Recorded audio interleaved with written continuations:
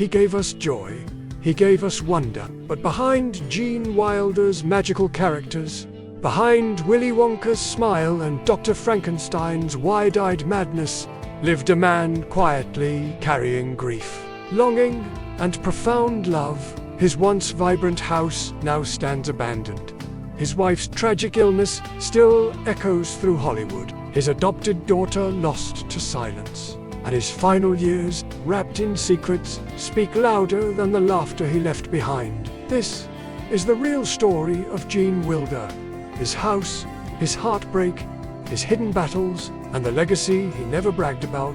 In 1976, Gene Wilder purchased a home that reflected everything he was: quiet, creative, soulful, a ranch-style house in the hills of Bear, Los Angeles, designed by the whimsical architect Robert Byrd. The house blended fairy tale charm with California warmth, though modest in size.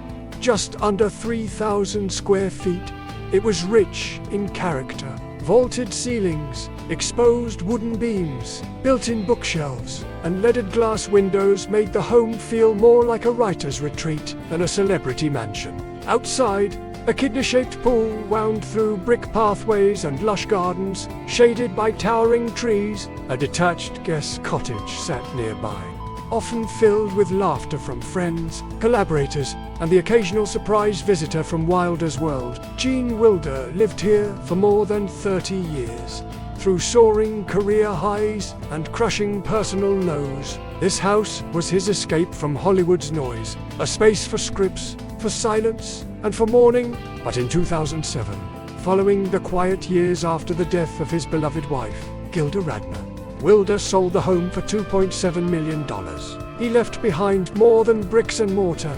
He left behind memories. In a strange twist of fate, the house found its way into the hands of another eccentric genius, Elon Musk. In 2013, Musk purchased the home for $6.75 million. Not just for its charm, but for its history. He admired Gene Wilder and vowed not to demolish the property. It must retain its soul, Musk said, and for a while, it did. Then, in 2020, Musk sold the house. But not to a stranger. He offered it to Gene Wilder's nephew, Jordan Walker Perlman, who bought it with a loan from Musk himself. For fans, it felt like a perfect ending. The house was returning to family. Wilder's legacy would be safe. But the dream began to fade again. By late 2024, foreclosure proceedings were initiated. The family had fallen behind on the loan. The house, once alive with laughter and imagination, went back on the market for nearly $13 million. Some called it a tragedy. Others saw it as a sign of Los Angeles' changing heart, a city that forgets its magic too quickly.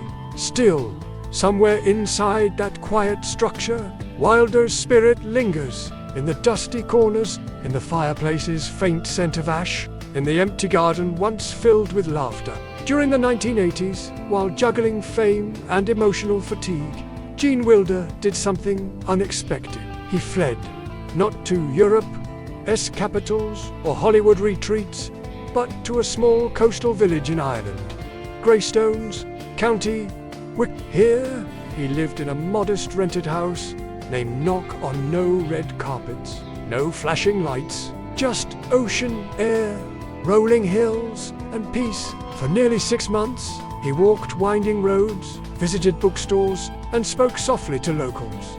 Most didn't recognize the Hollywood star, and those who did respected his need for space. This retreat didn't make headlines, but it left an imprint on Wilder's soul. He was always more poet than performer, always more listener than talker.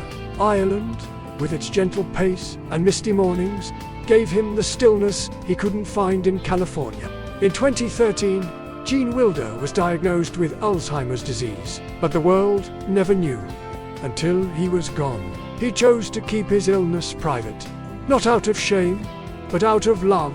According to his nephew, Wilder didn't want children who still believed in Willy Wonka to associate their joy with sadness. He didn't want their smiles to fade, his family said, and so, quietly, with grace and dignity, he lived his final years in Stamford, Connecticut, far from cameras, surrounded by music, art, and memory. On August 29, 2016, Gene Wilder passed away at the age of 83.